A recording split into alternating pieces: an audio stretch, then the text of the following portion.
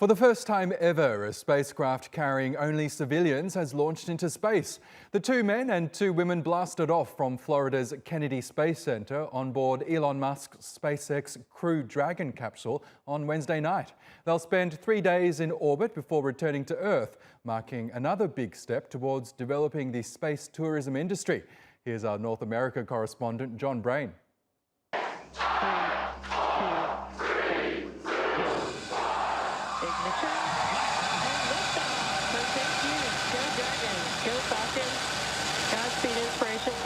Another historic first for space exploration. The Crew Dragon capsule blasting off from Florida. On board, 4 civilians without a single minute's experience of space travel between them. There we can see that they have just opened up their visors. There they are. Earlier in the day, they'd emerged to an enthusiastic reception from a crowd of well-wishers who gathered at the Kennedy Space Center. The 4 have undergone 6 months of intensive training. All are aware of the significance of their mission. A mission paid for by one of their number, the billionaire businessman Jared Isaacman. But if we're going to, go to the moon again and we're going to go to Mars and beyond, then we got to get a little outside of our comfort zone and take that, next step in that direction. So that was really the rationale.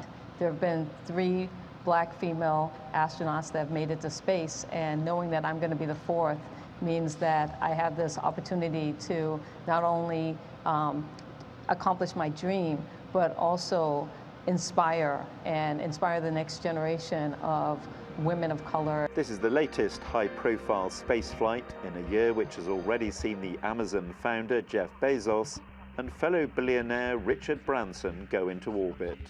All these 3 billionaires are trying to test the waters to see if a new industry can be launched in space tourism. And this involves making a product available at an affordable price so that you and I, instead of going to, Bora Bora or Mauritius for vacation, we would consider going to space. Let's speak now to Christopher Conselice. He's a Professor of Extragalactic Astronomy at the University of Manchester, and he joins us now. Good to have you back on the program, Professor. Another historic moment for space tourism, but how does this SpaceX flight compare with the recent similar flights from both Blue Origin and Virgin Galactic? Well, this one is really a step change. It's much more of a serious mission, if you will.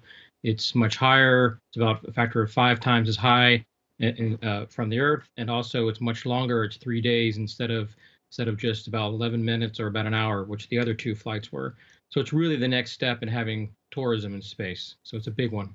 This is also the first entirely non-professional crew to become astronauts. Does that mean that in the future, pretty much anyone who's healthy enough can embark on similar journeys into space? Absolutely. We're seeing more and more ordinary people, for lack of a better word, that are now being able to fly into space, and that will only increase as time goes on. And so there will be some health considerations for people who will be able to do it, just like there are if you fly a plane, for example, fly in a plane. And you'll see that just about everybody will be able to do it eventually. The cost is a little bit high now. It's about $250,000 to pay for it in dollars. So that price is a little bit steep for most people, of course, but that price will go down as time goes on. We know that before this, Elon Musk's SpaceX really became quite successful in commercializing travel into space in terms of sending satellites and payloads into space. He's now entering the space tourism sector. What impact might the firm's entry into this business have on this fledgling industry? It's already having a huge impact, and we'll see that to continue through the recent history and into the future. And the reason is because they can do things much cheaper than a government can, than NASA can, for example. And the prices will continue to decrease. And so you can do more things in space. You can have more satellites, which SpaceX is doing in abundance with its Starlink. And other companies will start doing similar things, make different satellites, launch things into space. People, for example, tourism and the creative use of space will continue. And we'll see many uses of space coming up into the future. Tell us more about that, because it's interesting to note that NASA was once opposed to the idea of space tourism, but now it's throwing its support behind it. What are the advantages of space tourism instead of it just being an expensive excursion? There are many advantages. One of them is that it gets people more interested in space, more interested in the idea. Maybe it's going to be more than just an adventure one day, as it is now. Maybe you can actually do things in space, maybe even go places. We want to go to the moon, we want to go to Mars in the near future. And so people will obviously want to go there, visit it. Who knows what else might happen. But this is just the next step towards that long-term goal. And so by having more activity in space, more interest in space, it'll only increase the amount of activity and interest in this area, and that will only increase it even more. So it's just going to be an effect of making it more and more popular with ordinary people.